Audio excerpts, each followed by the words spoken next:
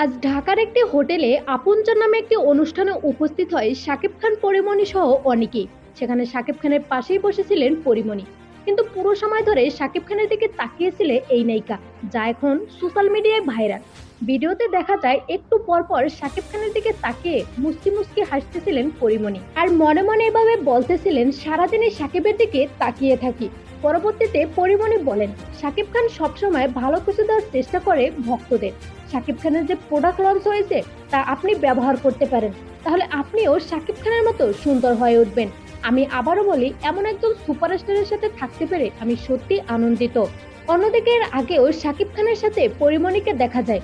এর আগেও পরিমণি শাকিবকে জড়িয়ে ধরার ভিডিও বেশ আলোচনায় ছিল। সো ভিউয়ার্স, পরিমণি ও শাকিবের জুটি আপনার কাছে কেমন লাগে জানিয়ে দিন কমেন্ট করে।